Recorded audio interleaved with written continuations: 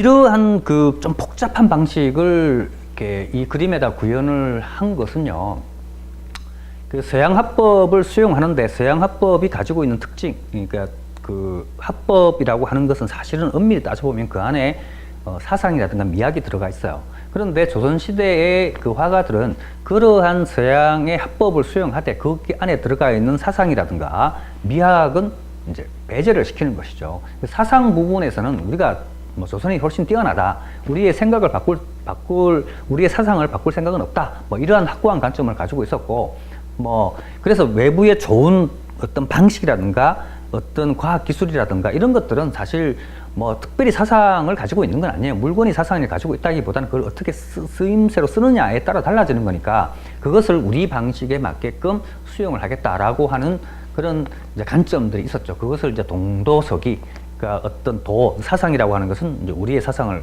가져가고, 이 기술적인 부분이라든가 이런 것들은 서양의 기술을 수용해서 이것을 접목시켜서 우리의 맞는 방식으로 이제 만들어 보겠다라고 하는 이러한 의지를 가지고 있었고, 그러한 의지가 이 책가도 속에 상당히 많이 구현되어 있다, 이제 이렇게 얘기를 할 수 있겠습니다.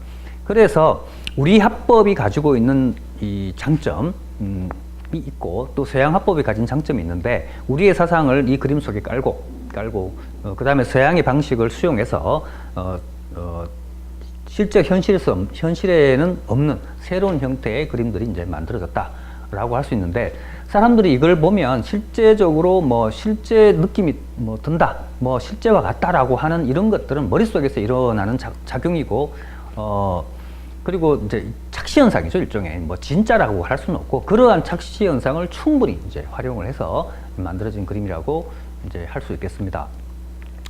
원근법을 적용시키는데요, 선원근법을 적용시키는데, 서양의 그림 같은 경우는 예를 들어서 뭐 레오나르도 다빈치가 그린 뭐 최후의 만찬 뭐 있다면, 그 최후의 만찬 같은 경우는 단일 시점, 단일 소실점이죠. 하나의 시점을 놓고 그것을 중심으로 해서 이렇게 원근 도시법을 이제 걸어보면 거의 이제 그 원근 도시법이 일치합니다.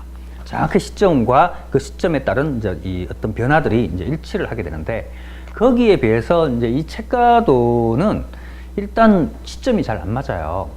제가 여러 책가도 작품들을 원근 투시법을 한번 이렇게 구체적으로 이제 적용을 시켜서 해봤는데, 소실점이 제각각입니다. 그러니까 소실점이 이제 이런 작품 같은 경우는 저렇게 대각선을 긋게 되죠. 만약에 이게 이제 한 폭의 그림이라고 친다면 저쪽에 있는 저 끄트머리하고 이쪽 끝하고 선을 연결시키고, 그 다음에 이쪽 끝과 이쪽 끝을 연결시키고, 그 다음에 중심을 연결시키고, 여기 중심을 이렇게 연결시키면 딱 만나는 선이 있을 거 아니에요. 그죠? 이 선으로부터 모든 이게 선이 딱 중심에 만나야 됩니다.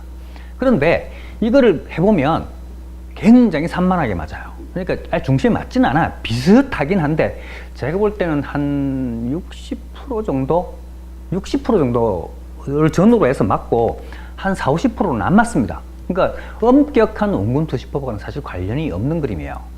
그런데도 이걸 봤을 때 자연스럽게 느끼는 것은, 그 엄격한 원근 투시법을 적용을 시키지 않는 이유가, 이걸 그린 화가가 원근 투시법을 정확하게 이해를 하지 못해서가 아닙니다. 사람들은 에이, 원근을 잘 몰라서 그러네 라고 하지만 그런 정도로 이렇게 보시면 안 되고요. 근데 그 원근법을 그대로 적용시키게 되면 어떤 문제가, 상당히 이제 골치 아픈 문제가 나와요. 일단은 어떤 게 있냐면, 제가 처음부터 얘기했다시피 이것을 의도적으로 3단으로 만들어서 위, 중심, 아래, 이거를 가상으로 이제 만들었다는 거죠. 그렇게 되면, 만약에 그렇게 만들어 놓은 상태에서 이걸 하나의 단일한 시점으로 걸게 되면, 자, 저 끝에 있는 공간은 어떻게 되냐면요, 지금 여기는 공간이 이렇게 많이 보여서 사물이 잘 드러나게 되는데, 실제적으로는 공간이 엄청나게 왜곡이 됩니다. 왜곡이 돼서 사물이 거의 이쪽 벽에 가려가지고 사물이 거의 보일 듯 말 듯해요. 이렇게 이제 그려질 수밖에 없어요. 그리고 그 안에 들어가는 이 사물 공간이 이제 왜곡되기 때문에, 그러면 공간이 조금밖에 안 보인다는 얘기죠. 그러면 그 안에 들어가는 사물도 굉장히 작아지거나 아니면 심하게 왜곡이 됩니다. 결국은 중심 부분만 맞고 나머지는 다 왜곡이 되는 거잖아요. 이 원근투시법, 선원근법이든 원근투시법의 최대의 단점이라고 하는 것이 사물이 왜곡돼요. 공간이 왜곡되기 때문에.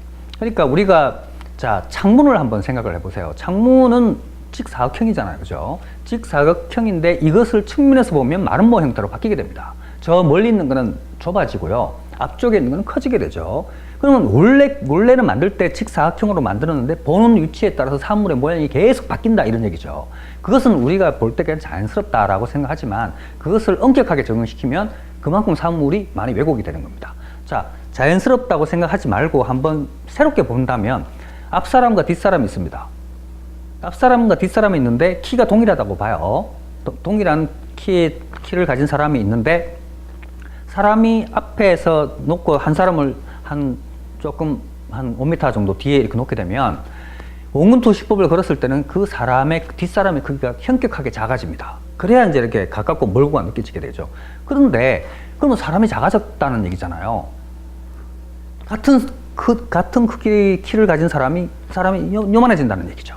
그것을 우리는 볼 때 현실에서는 자연스럽게 느끼지만 이런 문제들은 굉장히 그 어떤 미학적인 문제라든가 철학적인 문제를 발생을 시킵니다. 같은 사람인데 뒤쪽으로 갔다고 사람이 작아진다는 얘기죠. 그리고 직사각형이 마름모로 바뀌게 되고 동그란 원이 보는 위치에 따라 타원으로 바뀌고 이런 사물이 왜곡이 일어나게 되면 사람들한테 전달할 때 이게 원래 작은 사람인지 원래 난장이었는지 원래 큰 사람인지 원래 모양이 타원, 우리가 여기서 럭비공 같이 타원으로 생긴 그런 공도 있잖아요. 그리고 축구공같이 동그란 공도 있어요. 그런데 만약에 축구공을 어느 위치에서 보게 되면 이렇게 타원으로 볼 수도 있다는 얘기입니다. 그러면 이게 진짜 모양이 뭔지를 잘 전달이 안 되는 심각한 문제가 발생을 하게 되죠. 사람이 세상을 바라보는 것은 그 인간이 인식하는 이 세상과의 관계에서 그 세상이 가지고 있는 제대로 된 모습을 어떻게 수용할 것인가 라고 하는 문제는 오랜 철학적인 문제이고, 그 문제를 극복해가는 과정에서 수많은 이야기들이나 어떤 이론들이 이제 나오게 된다는 거죠. 우리가 사물을 인식할 때 그 사물을 잘못된 사물이라든가 왜곡된 사물을 수용하게 되면 결국 왜곡된 정보를 얻게 되고 잘못된 판단을 내릴 수밖에 없는 이러한 문제가 이제 나오게 되죠. 이런 문제나 이런 미학적인 문제는 조선시대 화가들도 굉장히 많은 고민을 했습니다. 그래서 가급적이면 사물을 왜곡시키지 않고 그리고 사물의 본질을 제대로 드러내기 위한 그러한 노력들을 많이 하죠. 이러한 이제 철학적 받침이나 경물치지라는 그러한 철학적인 이제 어떤 내용들이 이제 있는 거죠. 경물치지라고 하는 것이 사물을 깊이 관찰해서 그 사물을 통해서 자연의 이치를 배우고 익힌다라고 하는 이러한 철학적인 의미가 내포되어 있는데, 원근투시법에 의해서 사물이 왜곡되어 버리게 되면 혹은 가리거나 또 잘못 그려지거나 이렇게 되면 그 경물치지라는 원칙에 굉장히 어긋나는 이러한 문제가 발생이 될 수밖에 없죠. 그래서 원근투시법이라는 방식을 사용을 하되 사물이 최대한 왜곡되지 않도록 이렇게 원근투시를 의도적으로 이제 좀 바꾸어서 그렸다, 이런 얘기죠. 그래서 원근투시에 맞지는 않는데, 완벽하게 맞지는 않는데 볼 때는 굉장히 편안하게 느껴져요. 사람들이 감상하는 입장에서는. 그래서 이제 의도적으로 이제 그렇게 만들었다고 보는 게 맞고요. 그 다음에는 이 그림이 이래서 옆으로 길 때는 한 6m쯤 돼요. 근데 우리가 우리나라의 뭐 사랑방이라든가 이러한 공간이 그렇게 큰 공간이 아닙니다. 그런데 큰 공간은 아니지만 어쨌든 이 좀 좁은 공간에서 봐야 되는 측면이 좀 있고요. 그리고 그림이 굉장히 커요. 그러면 우리가 이 그림, 만약에 지금 뭐 이거보다 훨씬 원래 그림은 크겠지만 이 그림을 제대로 보려면 뭐 어느 정도 떨어져야 될까요? 최소한 5m 정도는 좀 떨어져야 이게 사물이 보이기 시작. 근데 그 정도 떨어지게 되면 사물의 디테일한 부분이 좀, 세부적인 부분이 좀 사라지게 되죠. 구체적으로 저게 있는 문양이 뭐고, 그 다음에 또 붓은 어떻게 생겼고, 그다음 책은 어떤 책인지 이런 것들이 조금 모호해지는 부분이 발생을 합니다. 그러다 보면 그림을 볼 때는 아무래도 근접해서 보게 되죠. 보통 이제 우리 그림 같은 경우는 이제 멀리 떨어져 놓고 보는 이런 형태는 잘 아니에요. 조금 더 근접돼서 보는 이러한 측면들이 좀 많이 있는데, 이래서 제가 이 그림을 한번 본다고 생각하면, 자, 정면에서 그림을 보게 되면, 이쪽 부분을 보게 되면 좌우측은 흐려지게 됩니다. 사물들이 흐려지게 되죠. 그죠? 그건 잘 안 보이게 돼요.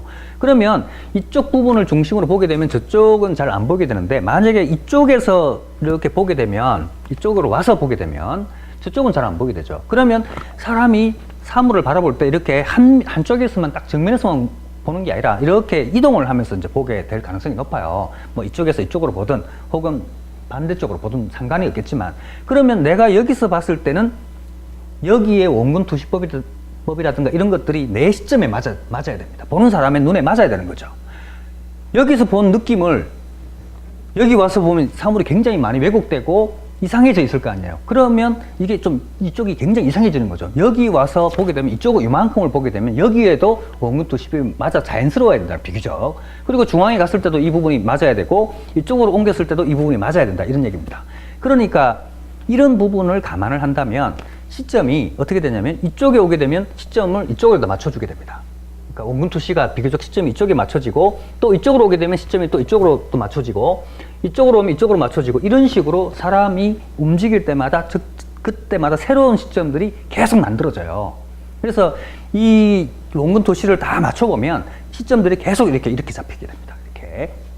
이렇게 해서 보는 감상자들이 왜곡 없이 비교적 사물이 왜곡되지 않는 범위 내에서 계속 사람의 눈높이를 따라서 시점을 변화시켜주는 그러한 아주 놀라운 원근 투시법을 이 책가도에 적용시켰다고 이제 할 수 있겠죠. 그래서 이런 부분들이 우리가 사람들이 봤을 때 자연스럽게 느껴진다라고 하는 것은 그만큼 그러한 그 아주 고난도의 기술들을 이제 적용을 시켜놨기 때문에 이게 자연스럽게 느껴지는 것이죠.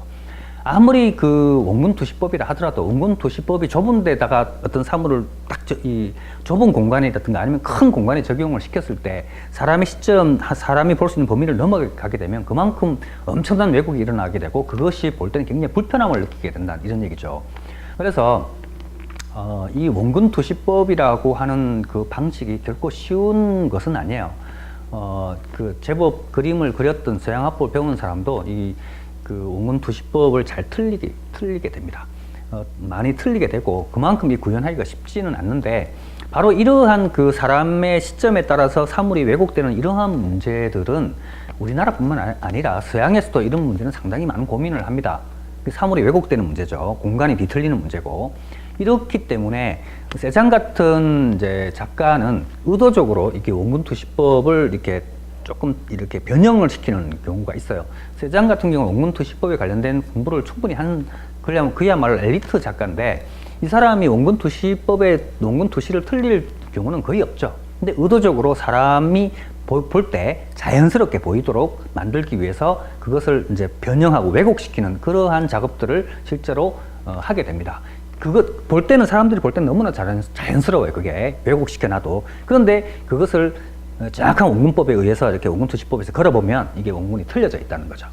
근데 그렇게 변형시키는 이유도 바로 서양의 작가들도 이 원근법에 의해서 사물이 왜곡되는 이러한 문제를 상당히 신경 썼다, 이런 얘기고, 고민을 많이 한 흔적이죠. 우리나라의 화가들도 바로 그러한 사람의 눈높이나 혹은 사람이 움직임에 따라서 사물이 왜곡되거나 아니면 안 보이는 이러한 문제를 극복하기 위해서 다시적 무도, 그러니까 큰 전체적으로는 원근법을 맞춰놓는 듯 하지만 사람의 눈높이를 따라가면서 이렇게 맞추는 그러한 원근법을 사용했다, 이렇게 얘기를 할 수 있겠죠.